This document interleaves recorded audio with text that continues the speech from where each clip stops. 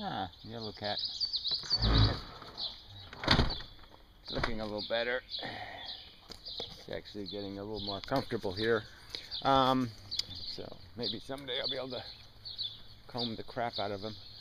Anyway, under Santino, chair, gardening and such.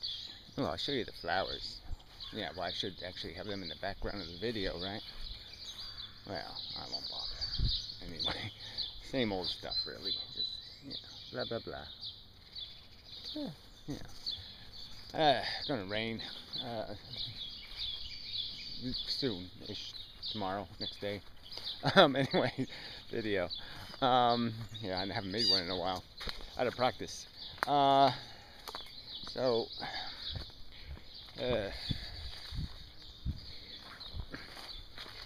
This whole conversation about this idea that you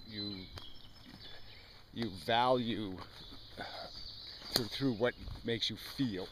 So if you don't feel anything, then therefore there's no value. And there's all kinds of things in your life where you don't feel like doing something, but you value doing it because, James brought this up. He did a video. It's been a while. And so you do it because you understand the value, not because you immediately feel the value. So there's lots of, you could just go on and on with examples of that kind of stuff. But I was thinking about a clone example. If I was to have a duplicate me just be created now, I would understand that, whatever happens to it is the same as happening to me. I mean, it just would be logical to understand that because it's so obvious. It's me, for fuck's sake. So we would have this mutual problem of saying, hey, watch out, don't trip on that. Because we would know we wouldn't want us to get hurt, essentially. And it doesn't take much thought or brains, in my opinion, to figure out that, the same thing as, regular people, maybe they're not your clone, but in substance, their brain is doing the same stuff. It's trying to eke out an existence. It's trying to be comfortable. It's trying to do all these things. It has ambitions, blah, blah, blah. And so it's the same game it's playing. And, and if it's in pain, it's not a good thing, just as it's not a good thing when you're in pain. And it's just a fact. It's not a to-them issue. I wouldn't to them my clone. I wouldn't say it's happening to him and therefore think it's not happening. And this is the only argument you get anymore. I did spend a few minutes in Flyora's room arguing with these nihilists. And that's what they are. I mean, they're denialists. Pretending that because, value isn't written on things, I've made this point, that somehow the universe can't express its opinion, that therefore it doesn't exist. So because the ignorant universe doesn't write on things, this thing has having a value experience. Therefore it doesn't exist because it's not materially written in some language. And that our brain is quite capable of seeing this idea, this concept of value, seeing the constituent of it, which is sentient discomfort. Once you get rid of the threat of substantial negative sensation, there is no threat in the universe. There's no, nothing bad can happen. Yeah, that's exactly the truth. You can't imagine a bad that doesn't involve something bad happening to a thinking, feeling thing. And I suppose the thinking part is important just because thinking things have notions, and those notions make them need or want things to be a certain way. I guess somebody who's like really into color, if I turned everything black and white, for them, that would be a degrade. they would endure some kind of pain or suffering because the world turned black and white on them. But that's not really a real bad. It's a bad only because it makes them sad or something. So it's not like, again, that's the danger of this value word, is there is a difference between recognized value and projected value. And I mean, I can keep saying it. There's a difference between recognized value, value that exists, you're recognizing it with your brain, and value you project because your brain, your psychology, is going to be negatively affected by a circumstance.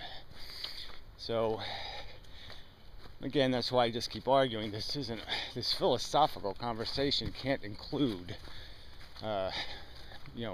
use of subjective emotion as excuse for when it's appropriate to recognize value. You don't recognize it with your emotions, you recognize it with your knowledge.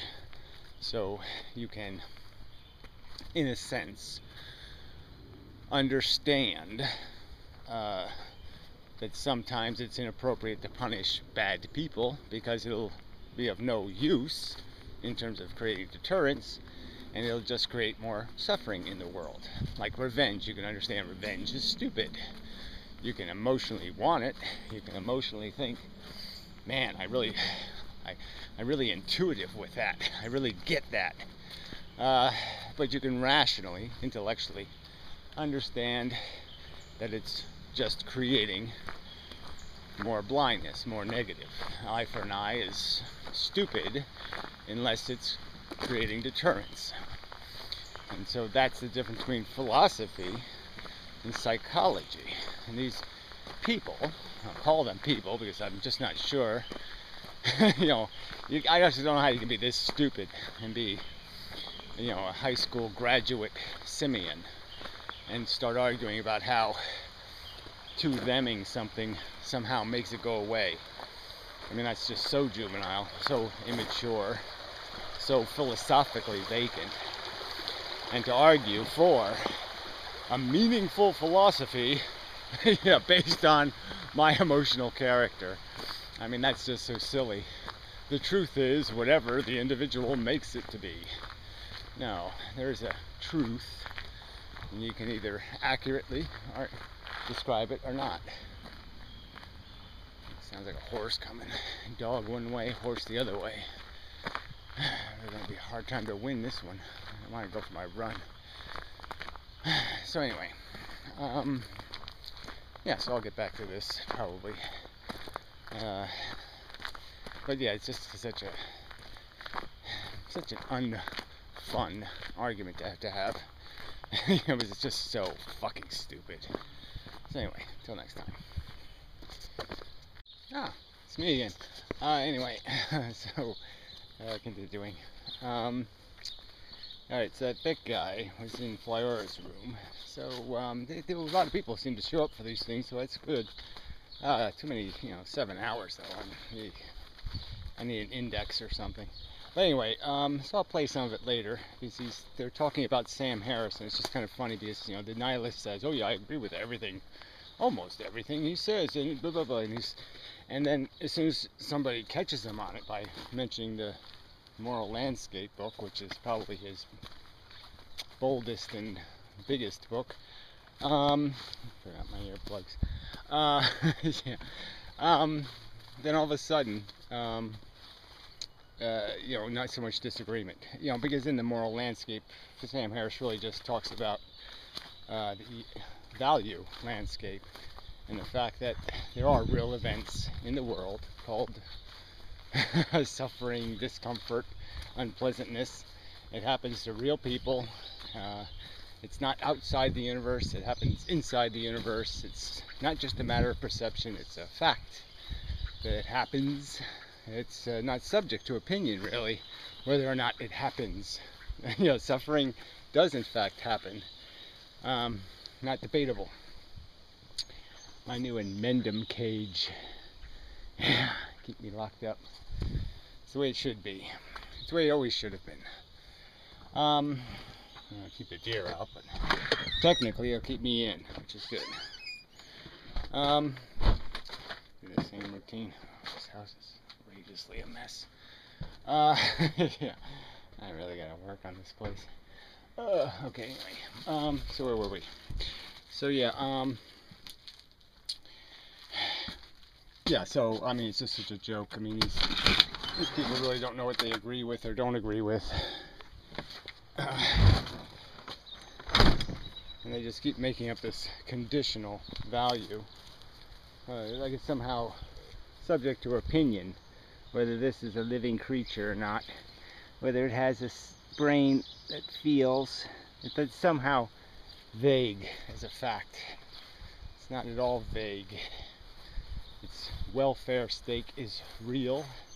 As real as mine, and I'm considering mine real. I'm defending the realness of mine. I really don't want you people telling me it doesn't matter what happens to me, because I think that's a pile of crap.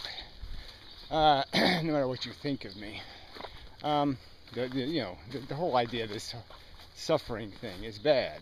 Okay. And the only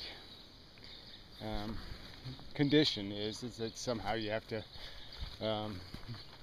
you'll endure some suffering to gain relief from a greater suffering later. Take care of your body, then you don't have to be disabled and cruddy in your old age. And that doesn't really work anyway, because you take care of your body and then your back wears out. But anyway, so yeah, I'll play some of him later, just because it's just this worming around all over the place. But yeah, who wants to do that constantly? I mean, I still find it just so obnoxious to call it philosophy, and be in the kindergarten where we're sitting there arguing about the very existence of these negative conditions, and not actually arguing about dealing with them or in some manner accounting for it. No, we have to first establish the existence of it. And that's just too stupid. So I'm glad it's happening somewhere else. I mean, I'm glad I'm not the one having to do that right now, because I'm kind of sick of it. And maybe I won't be sick of it later, but I'm sick of it now. Just as I got sick of arguing with Christians and, they're silly.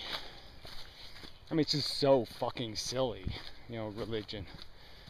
The dumb, ignorant, stupid theory by a bunch of asswipes I wouldn't give the time of day to. I mean, really. I really wouldn't. I don't feel descendant, from the Judeo-Christian Adam. I really don't. They just don't seem like my kind of people. But anyway, that doesn't really matter. And I'm sure black people find the whole thing the fact that they do fall for it and they become Christians and all that shit, it's just kind of ludicrous, because you're just like, yeah, why really? You think it works that way, huh? Whitey's God is gonna love and care for you. But anyway, that's a separate subject. But it has to. I guess the general subject is just, I don't know. I would, you just don't know what people really are. I mean, that's why I think we need a survey of 100 questions that you ask everybody in the world, and just to see what kind of bizarre answers. But they have to be really well engineered, to dissect exactly how stupid people really are. Because do you really have to argue about this kind of crap? Because I think for their own circumstances, they're capable of understanding, this value notion. The joke is they'll, they're also talking as if they're somehow vegetarian. I believe I have this on inside out. I believe I do. And you're almost, and they're defending that, and even enforcing that, imposing that. And you're just like, well, wait, you can't come up with values to understand that torture in humans really exists, yet you'll somehow concede there's some truth value to statements about animal suffering. And again, if you're just going to say there is no truth, and all you're doing is subjectively agreeing on a lie, well, that doesn't, that's just bullshit. A majority lie you'll impose on the minority? How do you ethically justify that? I mean, you either think you're imposing the correct answer, or you really don't have a right to impose any answer. I mean, again, I've made videos about this confidence issue, but you got to be sure. If you're going to impose on something, you have to be goddamn certain. That's just the way it is. So I mean, and I'm sure people are certain rape is bad. That it's a selfish indulgence that carries no necessity with it. That there's absolutely no excuse to, even if you were a vampire, and you had to rape, like to get blood, but you know what I mean. If you had to rape or die, you still couldn't justify it because it's not somebody else's responsibility to maintain your existence, and maintaining your existence is not valuable. Survival, it has no value.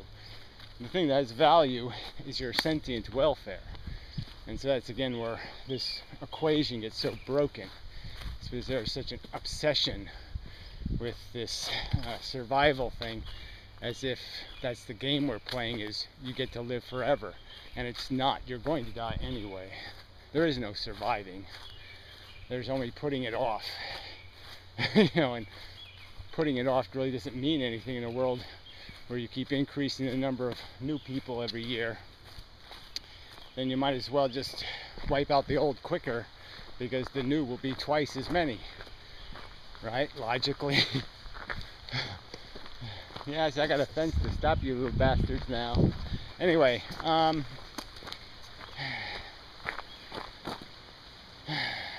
was I? Yeah, so survival is relatively meaningless. It's the game just keeps getting played. It doesn't matter who the players are. It's the gameplay will continue, whether you live for 100 years or 400 years. There's going to be mouths, a certain number of them, and it really doesn't matter who's doing the mouthing and anusing. But certainly to you personally, it can cause you some distress and discomfort, the prospect of dying prematurely before you're ready, which you will be anyway. So it's worth considering, just because it has some value indirectly, because it causes you distress, because you're concerned with how many years you live. But that's projected value. Again, that's incidental to the real value.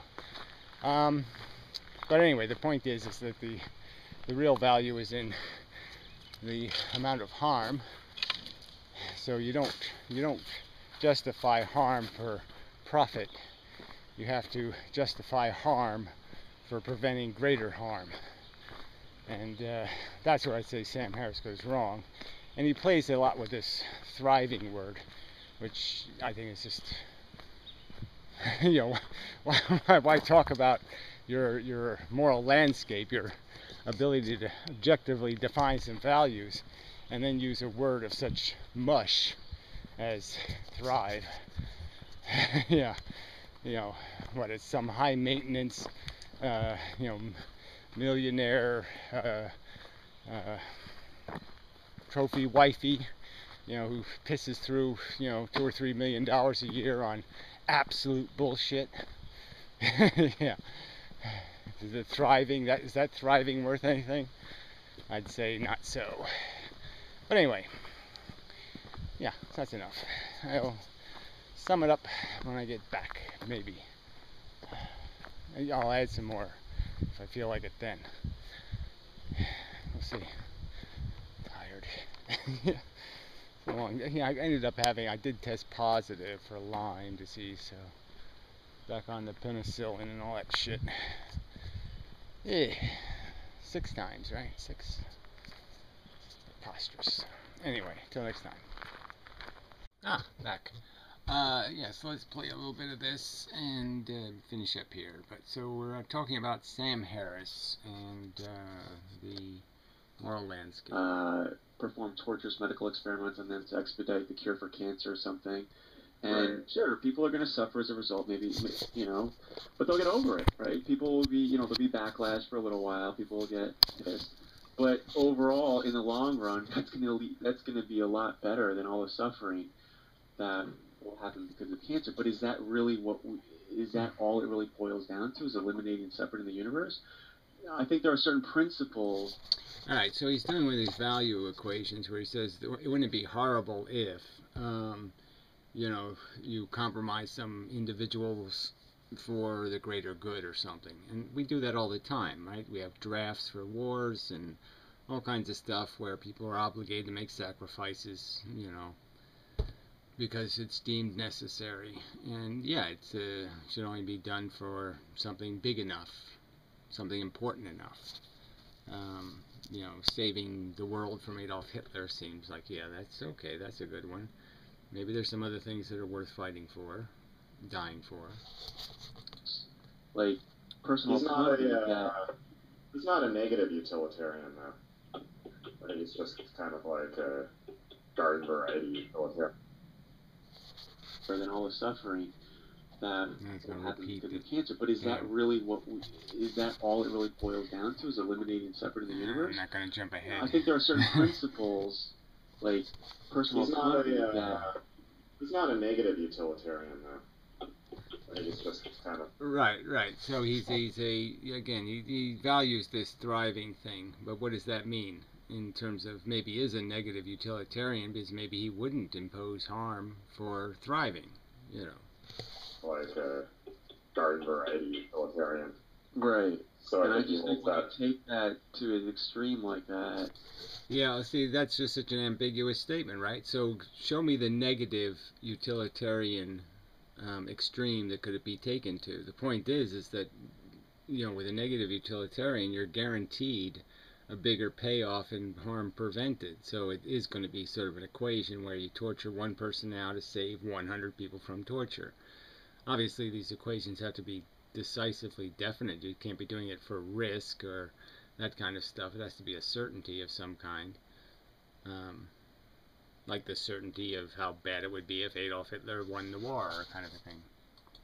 It's just, I don't know. That's why I identify as an ethical pragmatist, where you just kind of got to take these issues on a case-by-case basis. Yeah, duh. It's case-by-case anyway, so that's another bullshit line they keep using. Case-by-case. Well, who's arguing against case-by-case? How does that change anything? Yeah, each case has a different amount of evidence, and you're measuring risks of different value.